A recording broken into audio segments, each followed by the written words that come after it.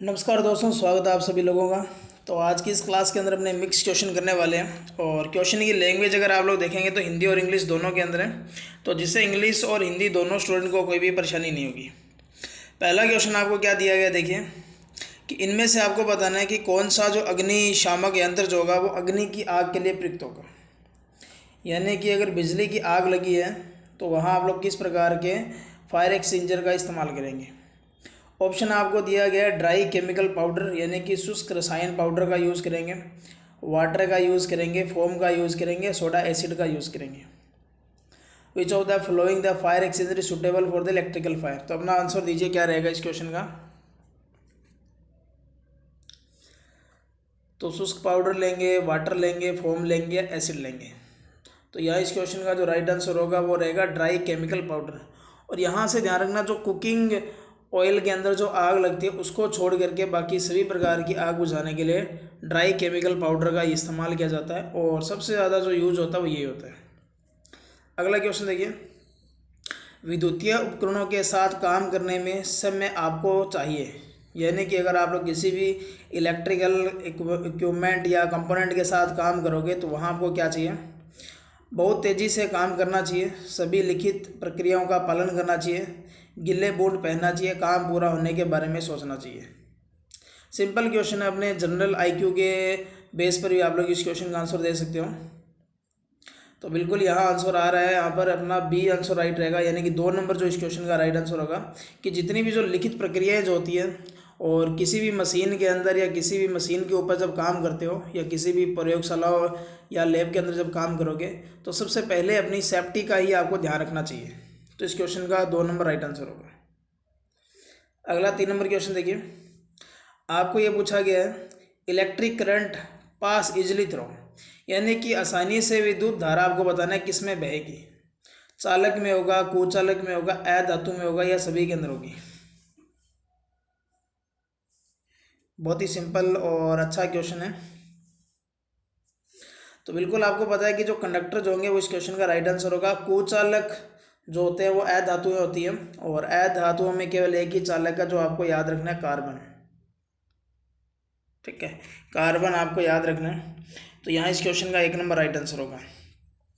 4 number question का देखिए क्या राइट आंसर होगा कि इलेक्ट्रोलाइसिस में कौन सा नियम लागू होगा। Which law is applicable in electrolysis. यानी कि जो सेल बैटरियाँ होती है जहाँ इलेक्ट्रो विद्युत अपघटन की क्रिया करेंगे तो वहाँ आपसे पूछा गया कि ओम का नियम होगा, गॉस का नियम होगा, फैराडे का होगा या कूलाम का होगा। सिंपल और अच्छा क्वेश्चन है। बताइए इस क्वेश्चन का राइट आंसर क्या होगा।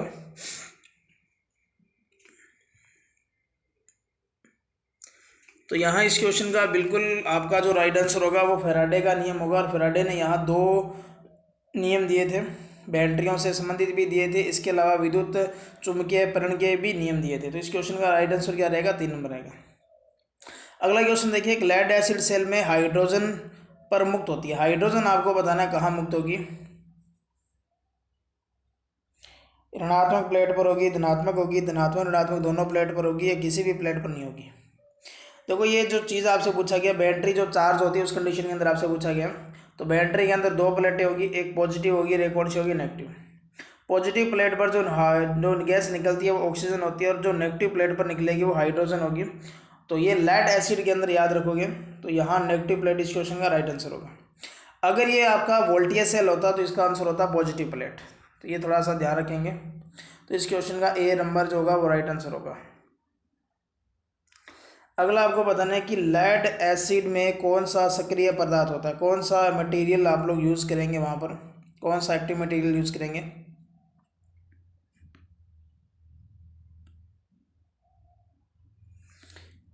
बताइए इस क्वेश्चन का राइट आंसर क्या रहेगा। Which of the following is an active material of lead acid cell. Post terminal होते हैं, पोटेशियम हाइड्रोक्साइड होता है, जिंक होगा या लेड पेरोक्साइड होगा। इसके साथ साथ आप लोग SWG का पूरा नाम बता दीजिए। स्टैंडर्ड वायर गेज होगा या स्टैंड वायर गेज होगा या स्मार्ट वायर गेज होगा या स्पेशल वायर गेज होगा। ये जो है इम्पोर्टेंट है। इसके साथ साथ आप लोग AWG का भी बताएंगे। AWG का पूरा नाम क्या होगा। देखो इस क्वेश्चन का राइट आंसर होगा वो 4 नंबर होगा, लेड पेरोक्साइड होगा। जो आपकी पॉजिटिव प्लेट होती है, इसके अलावा नेगेटिव प्लेट होती है वो Pb की होती है, और एक इसके अंदर जो होगा वो होगा H2SO4। तो ये सारे के सारे एक्टिव मटेरियल है। अगर इनमें से कोई भी अगर आपके पास नहीं है तो वो सेल काम नहीं करेगा। तो इस क्वेश्चन के अंदर अगर आप लोग देखें तो आपका रहेगा लेड एसिड। इसके अलावा आपसे जो SWG का पूरा नाम पूछा गया है, तो इसका जो रहेगा वो स्टैंडर्ड वायर गेज रहेगा। तो 1 नंबर इस क्वेश्चन का राइट आंसर होगा। अगर AWG का अगर आपसे पूछा जाता तो अमेरिकन वायर गेज होगा, और SWG तार का व्यास मेजरमेंट करेगा, और ये जो होगा mm के अंदर व्यास मेजरमेंट करेगा, और इसकी जो रेंज होगी वो 0 से क्या होगी 36 होगी। जब आप लोग इसका मेजरमेंट करेंगे इंसुलेशन का व्यास का, तो इसका इंसुलेशन हटाकर करोगे, और इंसुलेशन हटाने के लिए वायर स्ट्रिपर हो गया, साइड कटिंग प्लायर हो गया, तो इनका अलग अलग तरीके से यूज़ करेंगे। अगला क्वेश्चन देखिए, आपको ये पूछा गया है कि अर्थिंग प्रतिरोध को कैसे कम किया जा सकता है।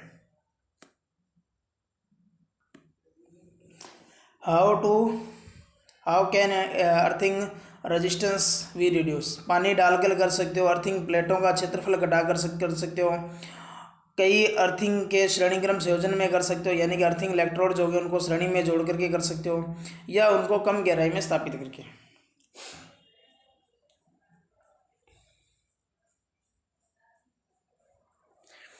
तो अर्थिंग कम करना है तो आपको पानी डालना पड़ेगा, और इस क्वेश्चन का ए राइट आंसर होगा। इसके अलावा अर्थिंग प्लेट का एरिया बढ़ाकर कर सकते हो, समांतर क्रम में जोड़कर कर सकते हो, ज़्यादा गहराई में डालकर कर सकते हो। तो इस हिसाब से आपका 1 नंबर राइट आंसर होगा। अगला क्वेश्चन देखिए, आपको ये पूछा गया है कि डेल्टा सर्किट जो होगा उसमें अगर एक प्रतिरोध खुल जाए तो पावर क्या होगी। जैसे ये मान लेते अपने पास डेल्टा सर्किट होगा, ठीक है। तो अगर इसमें से कोई भी एक खुल जाता है, जैसे आपने ओपन वी पढ़ा होगा, तो इसमें एक फेज जो हो गया वो ओपन हो गया, और यहाँ रेजिस्टेंस दिया आपको, तो शून्य हो जाएगी, 3 गुना बढ़ जाएगी, 1/√3 होगी, या 1/3 हो जाएगी। तो बताइए इस क्वेश्चन का राइट आंसर क्या होगा। तो डेल्टा संयोजन जो है उसके अंदर आपसे पूछा गया है, और स्टार के अंदर भी पूछेगा तो भी मैं आपको बताऊंगा कि अगर स्टार के अंदर पूछा जाता तो क्या इसका राइट आंसर होता। देखो ये आपको क्लास देखनी पड़ेगी, और इसके अंदर आपका जो राइट आंसर होगा वो क्या रहेगा, 3 नंबर इस क्वेश्चन का राइट आंसर होगा, ठीक है। तो 1/√3 हो जाएगा। 1/√3 का अगर मैं कैलकुलेशन करूँ तो ये 0.577 आएगा, और परसेंटेज के अंदर अगर मैं चलूँ इसको चेंज करूँ तो 57% होगा। अगर ये डेल्टा की जगह स्टार आपसे पूछता कि एक फेज ओपन होने पर क्या होगा, तो आपको जो मिलेगा 50%, यानी कि 1/2 आउटपुट इसको मिलेगा आपको। अगला क्वेश्चन देखिए कि 3 फेज प्रणाली में जब लोड पूरी तरीके से संतुलित होता है तो न्यूट्रल करंट का मान आपको बताना है, क्या होगा। बताइए क्या होगा। 3 फेज प्रणाली में जब लोड पूरे तरीके से संतुलित होगा, बैलेंस कंडीशन के अंदर है, तो न्यूट्रल करंट के अंदर क्या होगा। ये आपके पास इस तरीके से दिया गया है, 3 फेज है, और आपको ये पूछा गया तीनों फेजों पर जो लोड है वो सेम है, तो उस कंडीशन के अंदर न्यूट्रल करंट की वैल्यू आपसे पूछा गया है।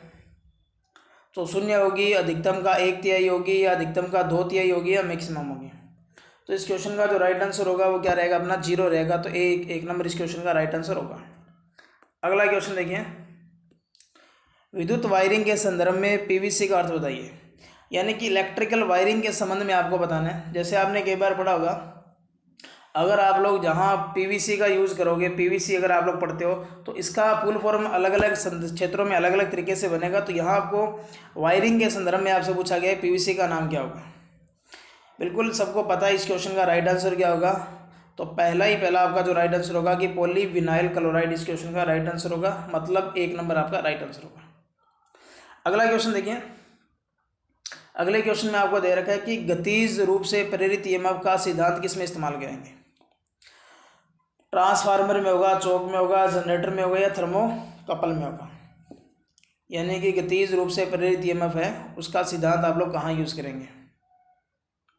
तो आपको ये बताना है कि जहाँ जनरेटर के अंदर हो चाहे मोटर के अंदर हो, इन दोनों के अंदर गतिज रूप से इस्तेमाल किया जाता है, क्योंकि इसके अंदर या तो आपको चुंबकीय क्षेत्र और या आपको आर्मेचर को घुमाना पड़ेगा। तो नॉर्मली जो डीसी मशीन जो होती है वो घूर्णन आर्मेचर टाइप होती है, ये थोड़ा सा ध्यान रखेंगे आप लोग। घूर्णन क्या होती है, आर्मेचर टाइप होती है, ठीक है, तो इस क्वेश्चन का आपका 3 नंबर राइट आंसर होगा। अगला आपको बताना है डीसी मशीन जो होगी उसमें फील्ड कोयल्स होगी वो किसकी बनी होगी? अब्रक की होगी, कार्बन की होगी, ढलवा लोहे की होगी या तांबा की होगी। ये आपका स्टेटर वाला पार्ट है और यहाँ पोल होंगे इस तरीके से। तो यहाँ एक वाइंडिंग का यूज़ करेंगे और ये ध्यान रखना स्टेटर पर करेंगे और ये आपसे पूछा गया किसकी बनेगी। देखो अब्रक हो गया, ये आपका कुचालक है, कार्बन से तार नहीं बनाई जा सकती, ढलवे लोहे से बनाते नहीं है, और बचेगा क्या? कॉपर। तो कॉपर या एल्यूमिनियम होगा, और एल्यूमिनियम का अगर यूज़ पूछा जाए तो छोटी मशीनों के अंदर यूज़ करेंगे और बड़ी मशीनों के अंदर कॉपर का इस्तेमाल करेंगे। तो 4 नंबर इस क्वेश्चन का राइट आंसर होगा। अगला क्वेश्चन देखिए, काफ़ी अच्छा क्वेश्चन है और सिंपल भी है कि समांतर क्रम प्रचालन करना है तो आप लोग किस जनरेटर का यूज़ करेंगे? शंट का करेंगे, सीरीज का करेंगे, कंपाउंड का करेंगे, या सीरीज और कंपाउंड दोनों का करेंगे?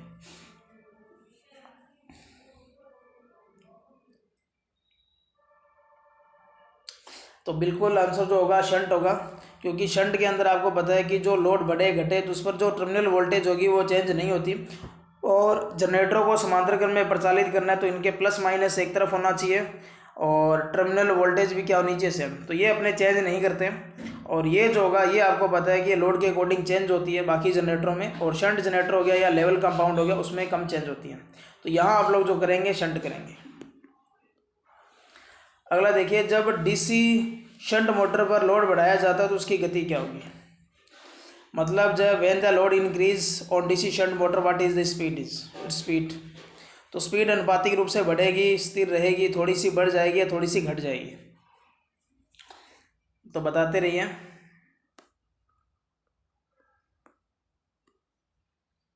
तो इसका अगर मैं अब ग्राफ देखूं तो आपका जो ग्राफ बनेगा वो इस तरीके से बनेगा, इस तरीके से।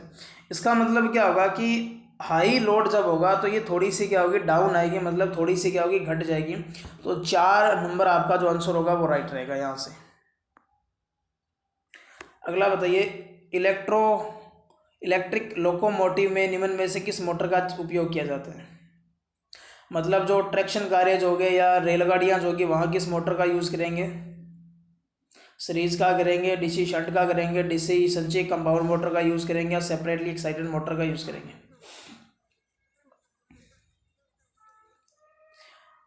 बिल्कुल इस क्वेश्चन का जो राइट आंसर होगा आपका क्या रहेगा? सीरीज मोटर रहेगा, क्योंकि इसका स्टार्टिंग टॉर्क जो होगा वो बहुत ज़्यादा होता है, तो इस वजह से इसका यूज़ करेंगे। तो 1 नंबर इस क्वेश्चन का राइट आंसर होगा। अगला क्वेश्चन देखिए, जब लोड हटा दिया जाता है तो कौन सी मोटर अधिकतम गति को प्राप्त करेगी? मतलब ऐसी मोटर बताना है जब लोड हटाओगे तो उस मोटर की गति होगी वो बढ़ जाएगी। शंट मोटर की बढ़ेगी, सीरीज की बढ़ेगी, संचयी यौगिक की बढ़ेगी, या डिफरेंशियल कंपाउंड की बढ़ेगी? इसका मतलब एक ऐसी मोटर ढूंढिए जिसकी लोड बढ़ने पर गति घट रही है, इसका मतलब लोड हटाओगे तो उसकी गति बढ़ जाएगी। बिल्कुल सिंपल है, आपको पता है। इसका जो वक्र बनेगा वो इस तरीके से बनेगा, और यहाँ लोड करंट आएगी और यहाँ क्या आएगी? स्पीड आएगी। अब आप लोग देखिए कि जो सीरीज मोटर जो होगी इस क्वेश्चन का राइट आंसर होगा, जैसे जैसे लोड कम होगा वैसे वैसे इसकी गति ज़्यादा होगी, और इसलिए आपको पता है कि शुरुआत के अंदर इसकी आर्मेचर खुले ना, इसलिए इसके अंदर क्या किया जाता है? ब्रेक टेस्ट का यूज़ किया जाता है। पुली वाला इस्तेमाल करोगे आप लोग, लेबोरेटरी के अंदर आपने देखा होगा कि इसकी शाफ्ट जो होती है इसके चारों ओर क्या किया पट्टा सा लगाया जाता है, जो काम क्या करता है? इसकी स्पीड को नो लोड पर कंट्रोल करेगा। तो इसका मतलब नो लोड पर जो गति ज़्यादा होगी वो सीरीज मोटर की होगी। तो इस क्वेश्चन का 2 नंबर जो होगा वो राइट आंसर होगा। अगला क्वेश्चन बताना है, फुल फॉर्म है, सिंपल है, आप लोग बता सकते हो। What is the full form of HPMV? यानी कि HPMV का पूरा नाम बताना है आपको। High pressure mercury vapour lamp होगा, या height pressure mercury vapour lamp होगा, या high performance mercury vapour lamp होगा, या height performance mercury vapour lamp होगा? सिंपल क्वेश्चन है, आप लोग यहाँ से बता सकते हो, और सभी कमेंट करेंगे। क्लास को लाइक करते रहिए, शेयर करते रहिए। कुछ दिन हो चुके हैं कि लाइव में प्रॉब्लम आ रहा है, इस वजह से इसको प्रीमियर पर लगाना पड़ रहा है, फिर भी आप लोग कोऑपरेट करते रहिए। तो यहाँ इस क्वेश्चन का जो राइट आंसर होगा वो high pressure mercury vapour lamp जो होगा वो राइट रहेगा। तो 1 नंबर इस क्वेश्चन का राइट आंसर होगा। अगला आपको बताना है, उच्च आवृत्ति पर जो संधारित्र जो होगा वो किसकी तरह काम करेगा? मतलब अगर हाई फ्रिक्वेंसी होगी तो संधारित्र जो होगा वो किस तरीके से काम करेगा? ओपन सर्किट की तरह करेगा, शॉर्ट सर्किट की तरह करेगा, एम्पलीफायर की तरह करेगा, रेक्टिफायर की तरह करेगा। तो आपको पता है कि एक्स सी की अगर हमने बात करें तो एक्स सी का मान अगर देखें तो 1/2 क्या होगा, एफ सी होगा। अब आप लोग अगर फ्रिक्वेंसी को बढ़ाएंगे तो एक्स सी का मान क्या होगा, घटेगा। एक्स सी का मान घटने का मतलब ये होगा कि जिस सर्किट के अंदर संधारित्र लगा होगा उस सर्किट के अंदर करंट की जो वैल्यू होगी वो क्या होगी, बढ़ेगी। यानी कि एक्स सी का मान अगर घटेगा तो आई का मान बढ़ेगा, मतलब ये किसकी तरह काम करेगा, शॉर्ट सर्किट की तरह काम करेगा। तो 2 नंबर इस क्वेश्चन का राइट आंसर होगा। अगला आपको बताना है इनमें से किस परिपथ का पावर फैक्टर जो होगा वो 0 है। प्रतिरोध का होगा या आर एल का होगा, आर सी का होगा या शुद्ध इंडक्टर का होगा। Which of the following current will have 0 power factor, circuit है sorry, which of the following circuit will have 0 power factor. तो रेजिस्टेंस की अगर हमने बात करें तो रेजिस्टेंस के अंदर कलांतर जो होगा वो 0 डिग्री होगा, तो इसका मतलब इसका पावर फैक्टर 1 होगा। आर एल का क्या होगा, लैगिंग होगा। आर सी का क्या होगा, लीडिंग होगा। लेकिन जो आपका प्योर इंडक्टिव होगा इसमें धारा और वोल्टेज के बीच में जो कलांतर होगा वो 90 डिग्री होगा और कोस 90 की जो वैल्यू जो होगी वो 0 होगी। तो इस क्वेश्चन का आपका 4 नंबर जो होगा वो राइट इसका आंसर होगा। अगला देखिए, आपको ये बताना है कि एक ट्रांसफार्मर होगा वो काम क्या करेगा। एसी को डीसी में चेंज करेगा, डीसी को एसी में चेंज करेगा, डीसी वोल्टेज को घटाएगा बढ़ाएगा या एसी वोल्टेज को घटाएगा बढ़ाएगा। तो यहाँ से बताइए, बिल्कुल सिंपल क्वेश्चन है। आपने देखा होगा कि अगर आपके पास 240 वोल्ट एसी सप्लाई है, अगर आप लोग इसको 12 में चेंज करना चाहते हो तो आप लोग एक युक्ति का इस्तेमाल करेंगे। दूसरी बात, आपको पता है कि अगर मेरे पास 11 kV की वोल्टेज है जैसे जनरेटिंग स्टेशनों में होती है, मेरे को इसको 132 kV में चेंज करना है, 220 में चेंज करना है, तो मैं काम क्या करूँगा, ट्रांसफार्मर का यूज़ करूँगा। मतलब ये एसी वोल्टेज को ही क्या करेगा, घटाएगा बढ़ाएगा। तो 4 नंबर इस क्वेश्चन का राइट इसका आंसर होगा। अगला क्वेश्चन बताइए कि टेप चेंजर जो होगा वो कहाँ यूज़ किया जाता है, किस में यूज़ करेंगे। पावर ट्रांसफार्मर में यूज़ करेंगे, अर्थिंग ट्रांसफार्मर में यूज़ करेंगे, करंट ट्रांसफार्मर में यूज़ करेंगे, आइसोलेशन ट्रांसफार्मर में यूज़ करेंगे। टैप चेंजर जनरली प्रोवाइडेड, यहाँ ध्यान रखना कि ये नॉर्मली हाई वोल्टेज साइड पर होती है और इसको हमेशा हाई वोल्टेज साइड के सेंटर में स्थापित किया जाता है, ये भी थोड़ा सा ध्यान रखेंगे। और ये डिस्ट्रीब्यूशन ट्रांसफार्मर हो गया या पावर ट्रांसफार्मर में यूज़ किया जाता है आउटपुट वोल्टेज को स्थिर बनाए रखने के लिए। तो 1 नंबर इस क्वेश्चन का राइट आंसर होगा। ठीक है, इसके अलावा अगर यहाँ डिस्ट्रीब्यूशन ट्रांसफार्मर ऑप्शन में होता तो अपने ज़्यादा प्रेफर करते हैं वो डिस्ट्रीब्यूशन करते हैं, तो इस क्वेश्चन का 1 नंबर करना पड़ेगा इस क्वेश्चन के ऑप्शन के अकॉर्डिंग। अगला देखिए, आपको ये बताना है कि विच of the following is type of transformer use in arc welding. Welding के आपने अलग अलग प्रकार पढ़े होंगे, तो आपने को ये पूछा गया है कि जो ट्रांसफार्मर जो होगा वो कौन सा यूज़ करेंगे आर्क वेल्डिंग के अंदर। स्टेप अप होगा, स्टेप डाउन होगा, 1 to 1 होगा या इंस्ट्रूमेंट ट्रांसफार्मर होगा। इंस्ट्रूमेंट की अगर अपने बात करें तो ये सिटी और पिटी के बारे में बात कर रहा है, ये थोड़ा सा ध्यान रखेंगे आप लोग। अब बताइए यहाँ से इस क्वेश्चन का राइट आंसर क्या होगा। तो आर्क वेल्डिंग की अगर अपने बात करें तो आर्क वेल्डिंग में जो करंट चाहिए वो ज़्यादा चाहिए और वोल्टेज क्या चाहिए, यहाँ कम चाहिए। तो अपने को करंट ज़्यादा चाहिए तो वोल्टेज को डाउन करना है, तो अपने कौन सा यूज़ करेंगे, स्टेप डाउन। इसके अलावा जनरेटर अगर पूछ ले तो डिफरेंशियल होगा और उसके अंदर वाइंडिंग का प्रकार पूछे तो लेप वाइंडिंग करेंगे, क्योंकि लेप वाइंडिंग ज़्यादा करंट देती है और वोल्टेज क्या देती है, कम। ठीक है, तो आर्क वेल्डिंग के अंदर ज़्यादा करंट की आवश्यकता पड़ती है, या वेल्डिंग सेट जितने भी होते हैं वहाँ हमेशा काम क्या करेंगे, ज़्यादा करंट का यूज़ करेंगे। तो 1 नंबर इस क्वेश्चन का राइट आंसर होगा। अगला क्वेश्चन आपसे पूछा गया है ए मल्टीमीटर मेजर, यानी कि मल्टीमीटर आपको बताना है क्या चीज़ मेजरमेंट करेगा, धारा का करेगा, वोल्टेज का करेगा या तीनों का करेगा या केवल प्रतिरोध का करेगा। एक चीज़ मैं आपको बता देता हूँ यहाँ पर कि मल्टीमीटर को बहुमापी या एवोमीटर भी कहा जाता है। अब आप लोग यहाँ से आइडिया लगाकर भी देख सकते हो, और आपने ये चीज़ तो ऐसी है जो सबसे ज़्यादा आपने इस्तेमाल की है, तो सभी कमेंट करके आंसर बताएंगे क्या इस क्वेश्चन का राइट आंसर होगा। तो बिल्कुल लगभग सभी स्टूडेंट का सही आएगा यहाँ पर। तो 3 नंबर इस क्वेश्चन का राइट आंसर होगा, क्योंकि ये जनरल सी बात है और कोई भी स्टूडेंट इस क्वेश्चन का गलत नहीं करना चाहिए इस क्वेश्चन का आंसर। तो 3 नंबर क्वेश्चन इसका राइट होगा कि धारा, वोल्टेज और प्रतिरोध तीनों मेजरमेंट कर सकते हैं। अगला आपको बताना है कि the earth resistance can be measured by, यानी कि अपने भूमि का रेजिस्टेंस मेजरमेंट करना है तो अपने को क्या करना पड़ेगा? केमिकल सॉइल टेस्ट करोगे या आईआर टेस्ट करोगे, डक्टरोमीटर मेथड का यूज़ करेंगे या fall of potential method and using और अर्थ टेस्ट। तो आपको 4 ऑप्शन से भी आइडिया लगा सकते हो। अगर इस क्वेश्चन की थोड़ी सी भी आपको जानकारी है, आप लोग यहाँ से क्वेश्चन को पढ़कर आप लोग भी बता सकते हो इस क्वेश्चन का राइट आंसर जो होगा वो क्या होगा।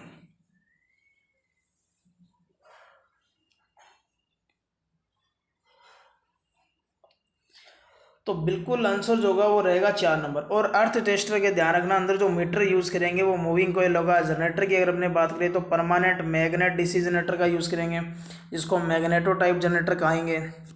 इसके अलावा इसके अंदर करंट रिवर्सर का यूज़ किया जाता है, जो भूमि के अंदर ऐसी भेजने का काम करेगा। और ये विभव ड्रॉप कर काम करेगा, यानी कि विभव ड्रॉप विधि का इस्तेमाल करता है कौन? अर्थ टेस्टर। तो इस क्वेश्चन का जो आंसर रहेगा वो 4 नंबर आपका राइट आंसर रहेगा। अगला बताना है आपको कि PMMC जो उपकरण जो होते हैं उनकी स्केल कैसी होती है, यानी कि उसका जो स्केल जो होगा आपसे वो पूछा गया है कि कैसा होगा।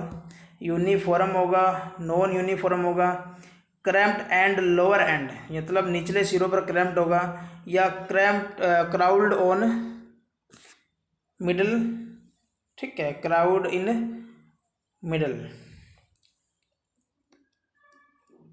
तो बताइए यहाँ पर इस क्वेश्चन का राइट आंसर क्या होगा। तो PMMC की स्केल अगर आप लोग देखना चाहो तो कैसे बनेगा। दूसरी बात आपको ये पता होना चाहिए कि PMMC जो होगा ये धारा और वोल्टेज दोनों का मेजरमेंट कर सकता है, मतलब वोल्टमीटर और एम्पीमीटर दोनों बनाए जाते हैं। तो इसके अंदर जो डिफ्लेक्टिंग टॉर्क जो होगा वो I या V के समानुपात में होगा। तो इसकी जो स्केल होगी, यहाँ जो खांचे जो होंगे वो बराबर दूरियों पर होंगे, मतलब इसकी स्केल क्या होगी? लीनियर या यूनिफॉर्म होगी। तो 1 नंबर इस क्वेश्चन का राइट आंसर होगा।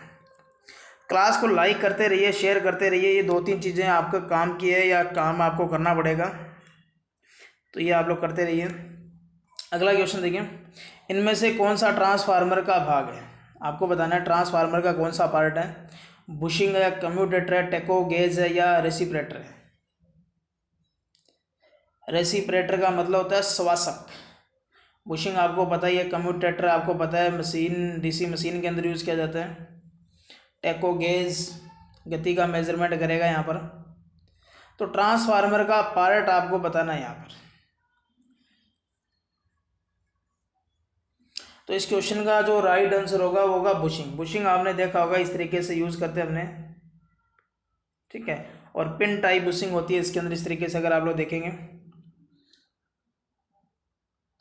अगला क्वेश्चन देखते हैं, सॉरी पिन टाइप नहीं होगी। अगला देखिए, which of the following law is related to illumination, यानी कि इल्यूमिनेशन का मतलब रहेगा प्रदीप्ति। प्रदीप्ति से कौन सा नियम संबंधित है? जूल का होगा, लेंज का होगा, लैम्बर्ट कोजिया का होगा या किरचॉफ का नियम होगा। तो आप लोग बताइए यहाँ पर, जूल का होगा, लेंज का होगा, किरचॉफ का होगा, लैम्बर्ट कोजिया नियम होगा या कोसाइन नियम होगा।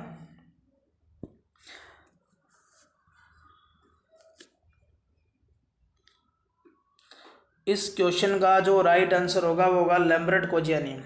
जूल का नियम अगर अपने बात करें तो उसमें युक्तियाँ जो होती है, हिटिंग एलिमेंट जो होते हैं उन सब के ऊपर ये काम करती है। लेंस का नियम आपने बेकेम में पढ़ा होगा, उस पर काम करेगा। किरचॉफ का नियम आपको पता है कि अगर किसी संधि के अंदर धाराओं का बीजगणितीय योग 0 होगा, या आपने वोल्टेज नियम और किरचॉफ नियम के 2 नियम पढ़े होंगे, एक तो केवीएल पढ़ा होगा और एक कौन सा पढ़ा होगा? केसीएल, ठीक है। तो ये थोड़ा सा ध्यान रखेंगे। तो यहाँ इस क्वेश्चन का जो राइट आंसर होगा आपका वो रहेगा आपका लैम्बर्ट कोजिया नियम। अगला बताना है कि इनमें से आपको बताना है कौन सा गैस डिस्चार्ज लैंप है, मतलब ऐसा लैंप बताना है जो गैस के आयनीकरण की वजह से काम करेगा। सोडियम वेपर लैंप होगा, कार्बन फिलामेंट लैंप होगा या आर्क लैंप होगा या सारे के सारे होंगे।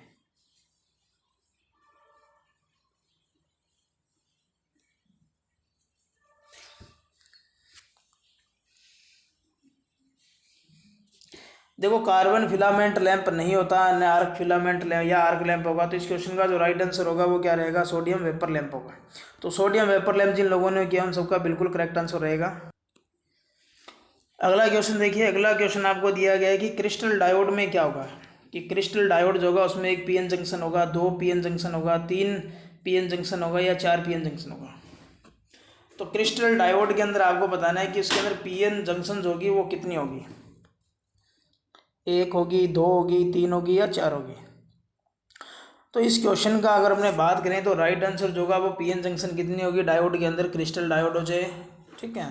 तो इसका अंदर जो जंक्शन होगी वो कितनी होगी, 1 होगी। अगला आपको बताना है कि एक ट्रांजिस्टर के अंदर डिप्लेशन लेयर जो होगी, यानी कि डिप्लेशन लेयर का मतलब रहेगा रिक्तीकरण परतें या अवक्षय परत इसको कहा जाता है। 3 होगी, 4 होगी, 1 होगी या 2 होगी। तो इसका आप लोग डायग्राम बनाइए और फिर बताइए इस क्वेश्चन का राइट आंसर जो होगा कितना होगा।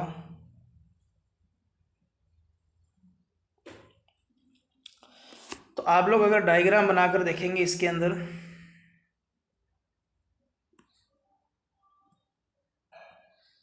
तो यहाँ ये दिखाई दे रहा है या तो आपके पास एनपीएन होगा या क्या होगा, पीएनपी होगा। तो ये आपके पास 3 तो लेयर है, लेकिन इस क्वेश्चन में लेयर नहीं पूछा आपसे, अवक्षय परतों की संख्या पूछी है। तो अवक्षय परतों की संख्या और जंक्शन की संख्या हमेशा क्या होती है, समान होगी। मतलब क्या रहेगा, 2 इसमें जंक्शन होगी, 2 ही क्या होगी, अवक्षय परत होगी। तो इस क्वेश्चन का 2 जो होगा वो राइट आंसर होगा। अगला क्वेश्चन देखिए,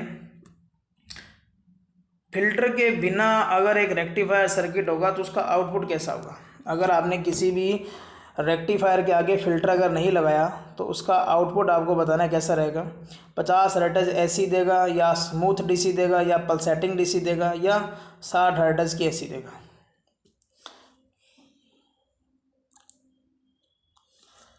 तो फिल्टर अगर आप लोग नहीं लगाओगे, और एक चीज़ मैं आपको बता देता हूँ, फिल्टर जो होगा उसके जो 2 घटक जो होंगे वो एल और सी होंगे, ये थोड़ा सा ध्यान रखेंगे आप लोग। इसके अलावा एल, सी, पाई, एल, ठीक है, एल, सी, ये 4 प्रकार के फिल्टर स्ट्रक्चर के अकॉर्डिंग होंगे। इसके अलावा बैंड पास, बैंड स्टॉप और हाई पास और लो पास। जो फिल्टर सर्किट जो होंगे वहाँ लो पास का यूज़ किया जाता है नॉर्मली। तो यहाँ जो अपने को पता है पल्सेटिंग डीसी होगी, क्योंकि इसका जो आउटपुट मिलेगा वो इस तरीके से मिलेगा, ठीक है। ये फुल वेव का मैंने बनाया। तो इस क्वेश्चन का 3 नंबर राइट आंसर होगा। जिन लोगों ने 3 दिए उन सबका बिल्कुल करेक्ट रहेगा। अगला क्वेश्चन देखिए, रोटर की संरचना के आधार पर निम्न में से 3 फेज मोटर का प्रकार, 3 फेज मोटर संभव हो सकती है। मतलब आपको प्रकार बताना है आपको कि रोटर की स्ट्रक्चर के अकॉर्डिंग, ये थोड़ा सा मेन हेडिंग करने वाली बात है। स्क्वायरल केज होगी, स्लिपरिंग होगी या दोनों ही होगी या इनमें से कोई नहीं होगी। तो 3 फेज मोटर का प्रकार आपको बताना है। तो सभी इसका राइट आंसर बताइए क्या रहेगा।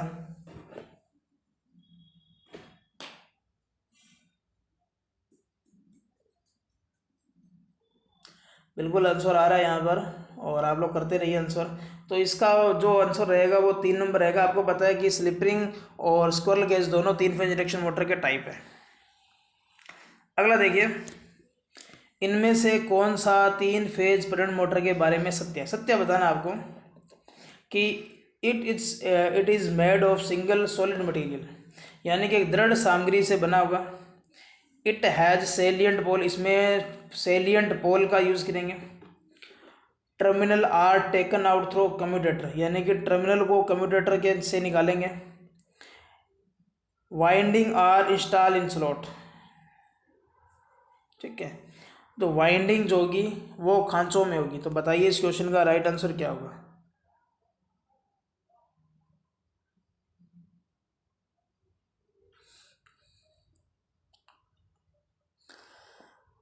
सेलियंट पोल होगा या इसके कम्यूटेटर के माध्यम से निकालेंगे। वाइंडिंग जो होगा उसको खांचों में रखेंगे अपने, या यह एक दृढ़ सामग्री से बना होगा। तो प्रेरण मोटर के बारे में आपको बताना है।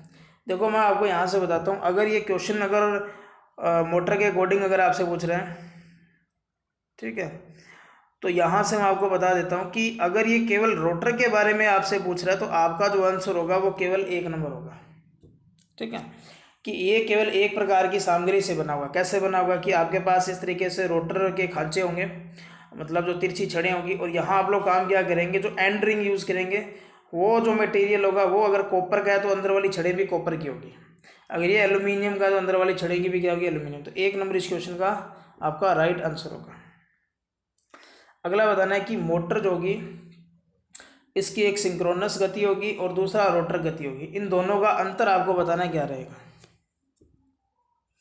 इसको स्लिप स्पीड बोलोगे, रोटर स्पीड गति बोलोगे, या मोटर स्पीड बोलोगे, या पार्शियल स्पीड बोलोगे, यानी कि आंशिक गति बोलेंगे। तो इस क्वेश्चन का आंसर देखिए क्या रहेगा। तो सिंक्रोनस गति का मतलब रहेगा NS और रोटर गति का मतलब रहेगा NR।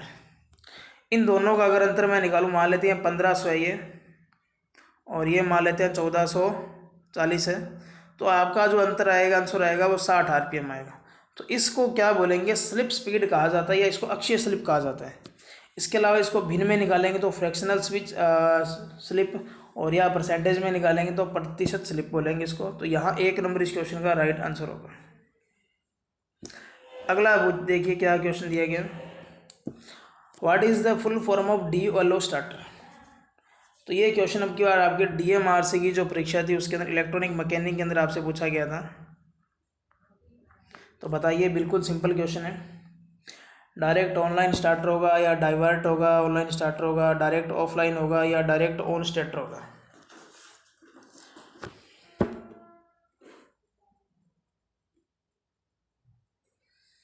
बिल्कुल, ये तो ऐसा क्वेश्चन है जो आप लोग जनरली यूज़ करोगे, बिल्कुल आंसर सही होगा आप लोगों का। ये इस क्वेश्चन का राइट आंसर होगा, डायरेक्ट ऑनलाइन स्टार्टर इस क्वेश्चन का राइट आंसर होगा।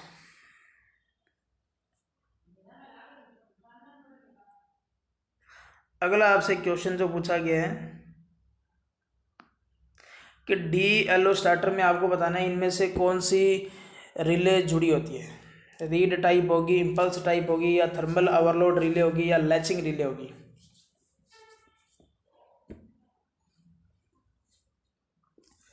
बताइए, इस क्वेश्चन का राइट आंसर जो होगा वो क्या होगा कि डायरेक्ट ऑनलाइन स्टार्टर के अंदर कौन सी रिले का प्रयोग करेंगे। देखो, स्टार्टर आपके पास जितने भी होते हैं उनमें 2 रिले आप लोग नॉर्मली देखोगे। एक आप लोग 2 पॉइंट को छोड़ दीजिए, उसमें ओवल सी नहीं होती। एक तो ओवरलोड रिले होगी, दूसरा आपकी होगी NVC। NVC भी एक प्रकार की रिले, इसको NVCR भी बोल सकते हो, नो वोल्ट कोयल रिले, और इसको ओवरलोड कोयल रिले भी बोल सकते हो। तो यहाँ जो आपका जो आंसर होगा वो क्या रहेगा, थर्मल ओवरलोड रिले इस क्वेश्चन का राइट आंसर रहेगा। अगला क्वेश्चन देखिए, आपको ये बताना है कि सीलिंग फैन जो होगा उसमें कौन सी सिंगल फेज मोटर का यूज़ करेंगे। परमानेंट कैपेसिटर मोटर होगी, यूनिवर्सल मोटर होगी, या कैपेसिटर स्टार्ट होगी, या कैपेसिटर स्टार्ट कैपेसिटर रन होगी। सिंपल क्वेश्चन है, आप लोग इसका आंसर करेंगे सभी कि सिंगल फैन जो सीलिंग फैन जो होगा, सीलिंग का मतलब रहेगा छत, तो ये भी थोड़ा सा ध्यान रखेंगे। सीलिंग का मतलब जो होगा वो क्या रहेगा, छत रहेगा। बिल्कुल परमानेंट कैपेसिटर मोटर होगी, और इस क्वेश्चन का राइट आंसर क्या होगा, 1। और इसके अंदर कैपेसिटर अगर आपसे पूछ लेता है कि कौन सा यूज़ करेंगे, तो आपका जो आंसर होगा वो पेपर है। क्यों यूज़ करेंगे, क्योंकि इसकी आयु क्या होती है, ज़्यादा होती है। एज जो होगी, एज लाइफ जो होगी इसकी क्या होगी, वो क्या होगी, ज़्यादा होगी। वर्किंग एज या वर्किंग लाइफ क्या होगी, ज़्यादा होगी। और इसकी जगह अगर हमने इलेक्ट्रोलाइट का यूज़ कर सकते हैं, वो सस्ता भी होता है, लेकिन उसकी आयु क्या होगी, कम होती है। तो इस वजह से इसको ज़्यादा प्रायोरिटी नहीं दी जाती।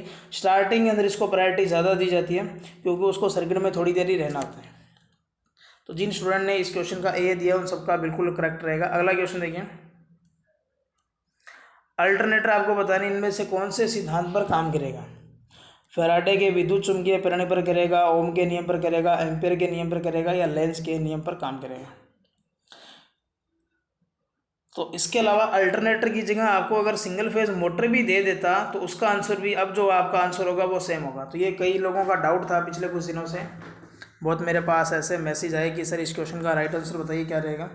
चाहे अगर आपको सिंगल फेज मोटर का पूछे, चाहे अल्टरनेटर का पूछे, और ये ऑप्शन आपको यही 4 थे उसके अंदर, तो इस क्वेश्चन का राइट आंसर क्या रहेगा अपना, फैराडे का इलेक्ट्रोमैग्नेटिक इंडक्शन रहेगा। तो विद्युत चुम्बकीय प्रेरण के सिद्धांत पर काम करते हैं जितनी भी जो ऐसी डिवाइसेज होती है, तो इस क्वेश्चन का रहेगा ये, चाहे आपको सिंगल फेज पूछे चाहे 3 फेज पूछे। आपको ये बताना है कि निम्न में से कौन सा एक प्रकार का अल्टरनेटर है। तो रोटेटिंग कम्यूटेटर प्रकार होगा, स्क्विरल केज रोटर होगा, कैपेसिटर्स टाइप होगा, या रोटेटिंग आर्मेचर टाइप होगा। देखो क्वेश्चन की लैंग्वेज थोड़ा सा ज़बरदस्त है इस बार।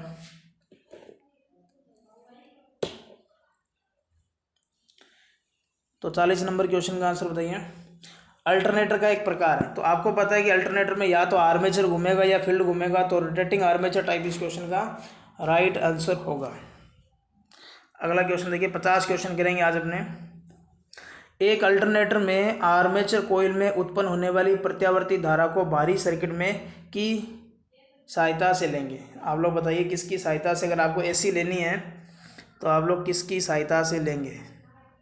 क्वेश्चन को जो मेन लाइन आपसे पूछा गया वो प्रत्यावर्ती धारा पूछा गया है कि बाहरी सर्किट में किसकी सहायता से लेंगे।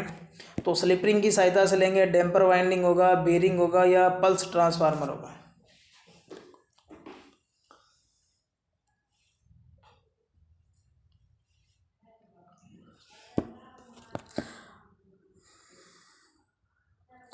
बिल्कुल इस क्वेश्चन का स्लिप रिंग होगा, और यहाँ स्लिप रिंग तभी होगा जब आपका आर्मेचर घूम रहा है। अगर फील्ड घूम रहा होता तो आपका आर्म स्लिप रिंग का यूज़ ही नहीं करना पड़ता फिर अपने को ऐसे लेने के लिए, फिर आपने डायरेक्ट कर सकते थे। तो यहाँ इसमें ये नहीं दिया गया कि घूर्णन वाला पार्ट कौन सा होगा, तो आपका जो आंसर होगा वो केवल क्या रहेगा, 1 नंबर इस क्वेश्चन का राइट आंसर होगा।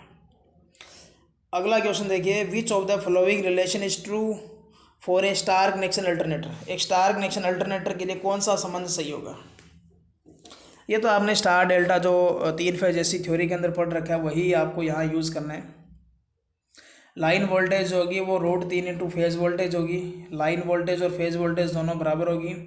लाइन वोल्टेज बराबर 2 इंटू फेज वोल्टेज होगी, या लाइन करंट बराबर 3 इंटू फेज करंट होगी।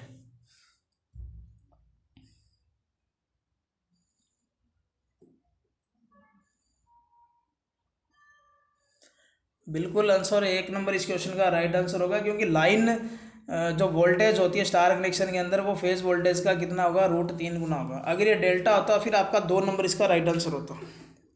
अगला क्वेश्चन देखिए, तुल्यकालिक मोटर निम्न में से कौन से आरपीएम, ठीक है, आरपीएम का मतलब रहेगा राउंड प्रति मिनट, ठीक है, पर विद्युत ऊर्जा को यांत्रिक ऊर्जा में परिवर्तित करती है। यानी कि जो इलेक्ट्रिक एनर्जी जो होगी उसको मैकेनिकल एनर्जी में चेंज करेगी। तो आपको यहाँ स्पीड बताना है, सिंक्रोनस गति बताना आपको।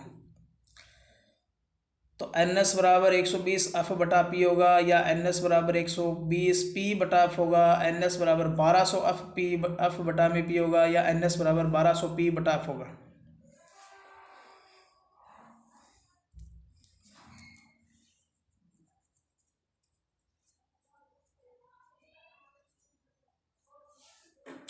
तो इस क्वेश्चन की अगर हमने बात करें तो यहाँ आपको पता है कि F जो होगा वो PN/120 होगा।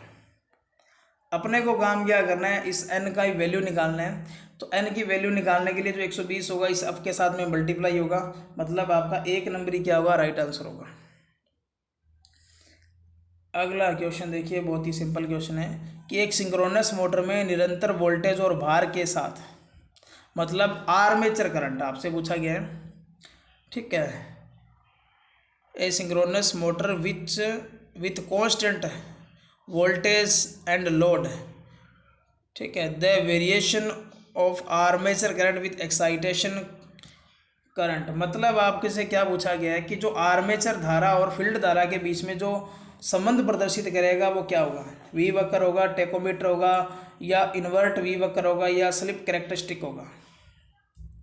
मतलब आपको ये बताना है कि आर्मेचर करंट और फील्ड करंट जो होगी, यानी कि IA और IF के बीच में जो रिलेशन प्रदर्शित करेगा वो कौन सा यहाँ पार्ट होगा।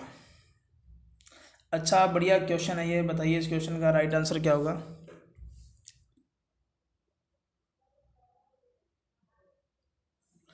इस क्वेश्चन का जो राइट आंसर होगा वो वी वक्र होगा। आपने वी वक्र देखा होगा, इस तरीके से बनता है, यहाँ आर्मेचर करंट को रखा जाता है और यहाँ क्या होगी, फील्ड, ठीक है। तो ये वी वक्र होगा इस क्वेश्चन का। अगर यहाँ फील्ड के साथ पावर फैक्टर होता तो आपका इन्वर्ट वी वक्र बन जाता। तो यहाँ इस क्वेश्चन का राइट आंसर अगर पूछा जाए तो 1 नंबर होगा।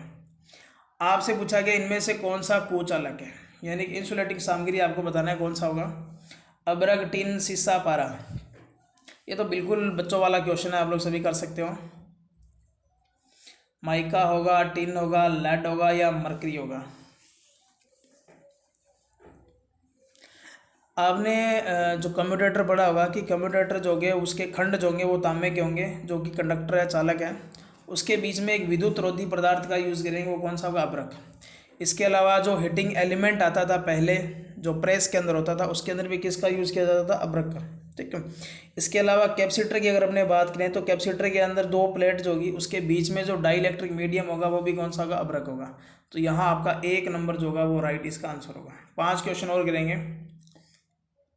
अगला क्वेश्चन है कि एक स्प्लिट फेज प्रेरण मोटर में कौन सी वाइंडिंग पतले तार से बनाई जाती है? बहुत ही शानदार क्वेश्चन है कि पतले तार से कौन सी वाइंडिंग बनाएंगे? स्टार्टिंग होगा, रनिंग होगा, दोनों बनाएंगे या शंट वाइंडिंग होगी? आपको मैं एक तरीका बताता हूँ इस क्वेश्चन को कैसे कर सकते हो। देखो आपको ये तो पता है दोनों तो होगी नहीं, शंट यूज़ करेंगे नहीं। अब आपके पास 1 और 2 नंबर ऑप्शन बच के, यहाँ से बताइए जिस वाइंडिंग का रेजिस्टेंस ज़्यादा होगा वही आपकी क्या होगी?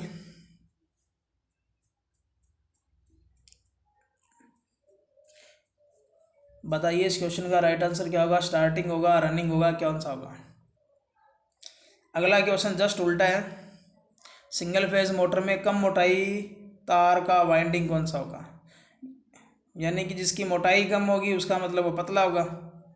तो मतलब ऊपर और नीचे 46 और 47 number question less thick wire, एक सिंगल फेज मोटर में कम मोटाई तार का वाइंडिंग कौन सा होगा? कम मोटाई, जिसकी मोटाई कम होगी इसका मतलब वो पतला होगा।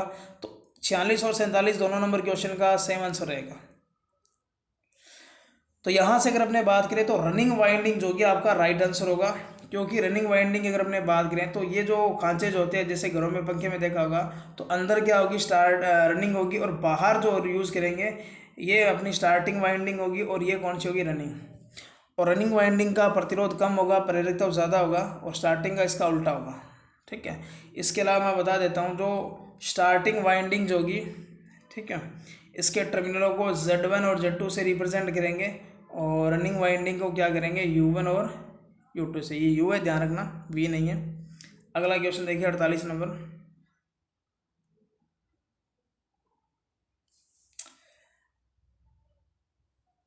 तारों के सिरों को आसानी से पहचानने के लिए किसका यूज़ करेंगे?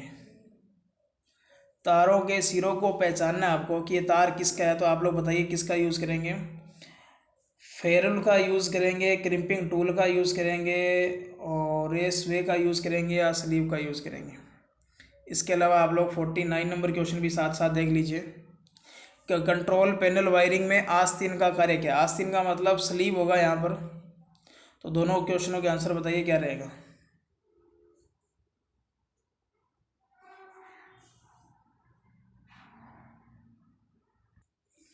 तो बताइए 48 और 49 नंबर क्वेश्चन का आंसर बताइए क्या रहेगा कि तारों को सिरों को पहचानने के लिए किसका यूज़ अपने करेंगे?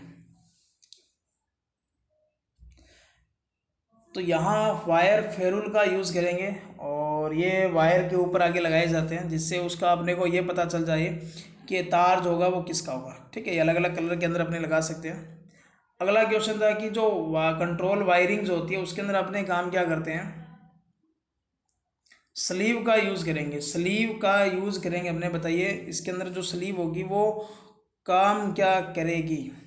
कि भूमि के लिए मार्ग प्रदान करेगी, मतलब अर्थिंग के लिए रास्ता प्रदान करेगी, तारों के माध्यम से धारा को मेजरमेंट करेगी, और अगला दे रखा है अंकों और अक्षरों के साथ तारों का अंत लेवल करने के लिए, मतलब उसके ऊपर अंक लिखे होंगे जिससे तार की पहचान की जा सकती है, या घर्षण, गर्मी और शारीरिक क्षति से तारों को सुरक्षित रखने के लिए। 50 नंबर क्वेश्चन का आंसर भी बता देना कि ग्रोमेट जो होगा वो किसका बना होगा।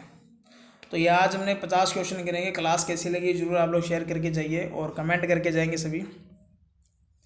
तो 49 नंबर क्वेश्चन का जो आंसर होगा वो क्या रहेगा? 4 नंबर रहेगा कि ये केबल जो होगा उसको सुरक्षा प्रदान करेगी। और ग्रोमेट की अगर अपने बात करें तो ये रबड़ के बने होंगे। तो डी इस क्वेश्चन का, या 4 नंबर ऑप्शन जो होगा इस क्वेश्चन का राइट आंसर होगा। तो मिलेंगे नेक्स्ट टाइम। धन्यवाद, जय हिंद, जय भारत। क्लास कैसी लगी क्लास को जरूर शेयर करके जाएंगे। कल फिर मिलेंगे।